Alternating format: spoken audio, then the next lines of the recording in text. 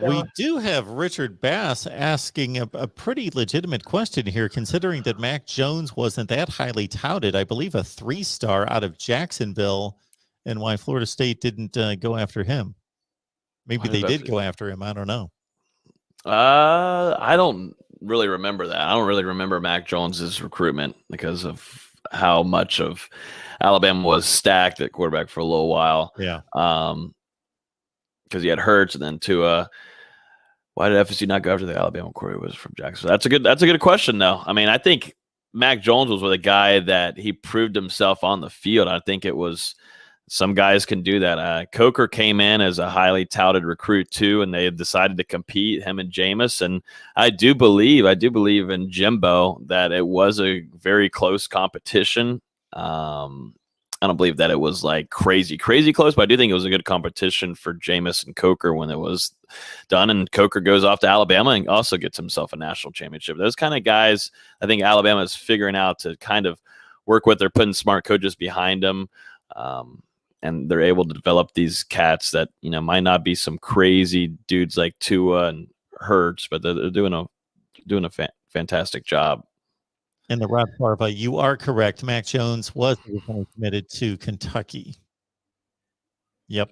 Did not know that. That's right. I do remember that now. Absolutely. Hopefully the Florida fans in here too also are excited about who's going to be throwing the football in Gainesville, because I don't know who's going to be throwing the football. I don't know. It's not going to be. I don't know who it's going to be. Somebody's going to throw it, but they're not going to spin it as well as Kyle Trask did last year. I just can't imagine based on what I saw at Emory Jones last year.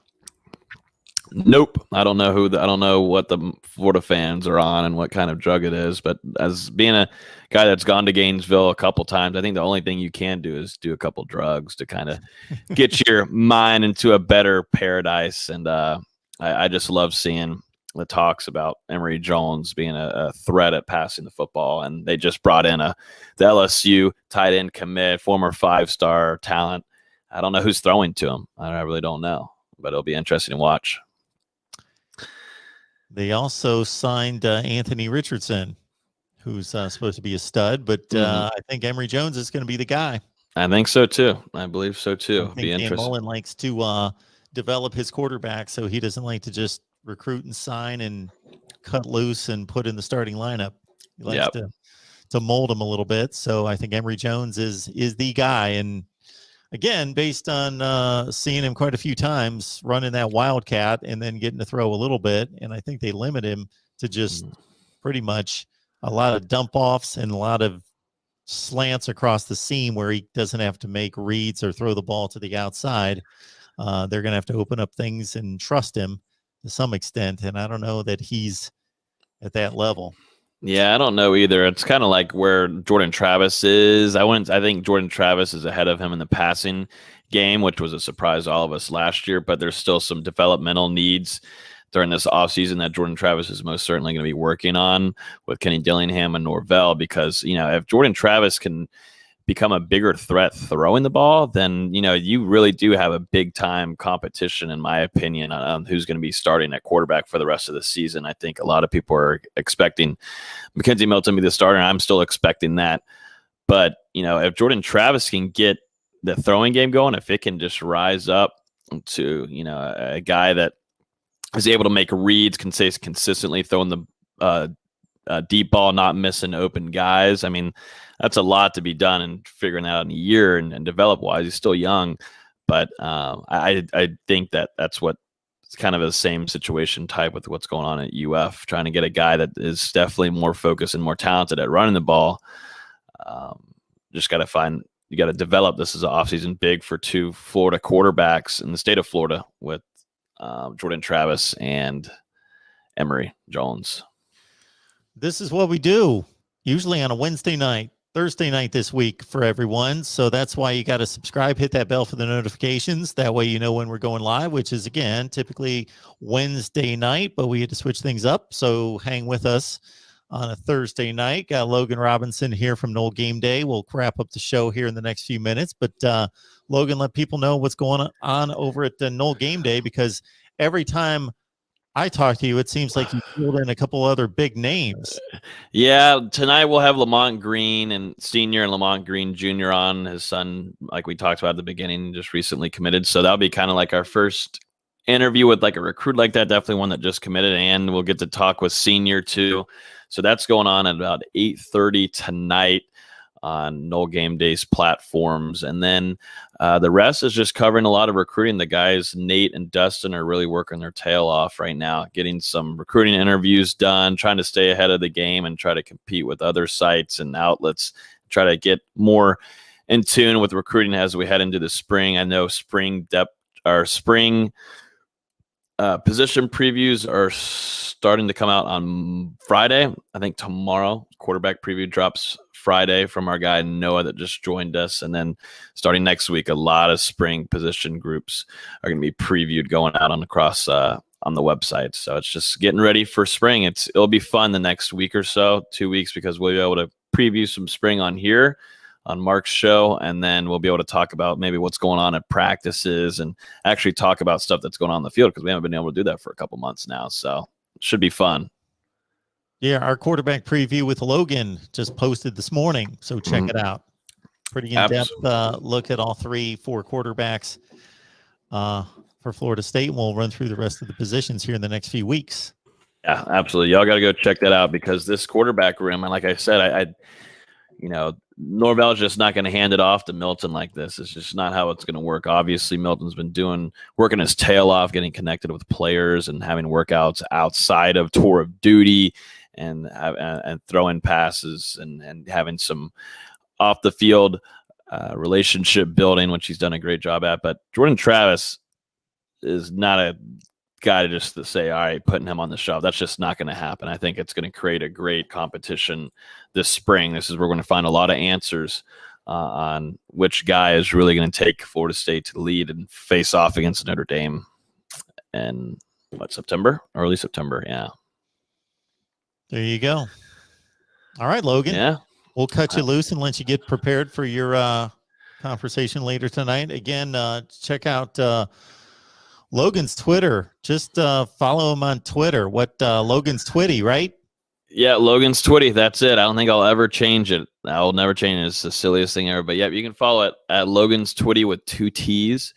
And definitely always appreciate Mark having me on here to come talk some FSU. We've been rolling the last couple of weeks, and make sure y'all hit that like button too. I don't think I got to say it, but smack that like button, hit that subscribe button. Leave a comment too. I think leaving a comment helps too, and maybe give us some topics next week to chat about. Things are kind of going to be slow until we hit spring practice. But yeah, commenting and liking, I think, is big for the algorithm. Okay, now we're talking. Did I get that right? Yeah, I think you did. It's right there on it. Okay. It's perfect. Yeah, y'all can follow me there. I need to do a better job. I need to just get those on the banner. Anyway, so again, Logan's Twitty, it's going to be a good ride for you if you head on over there, because he's constantly pumping out Florida State content. A lot of great videos, a lot of great stuff that he picks up from national writers. I see it all the time where you'll pick up some good angles and pass it along. A lot of good stuff on there.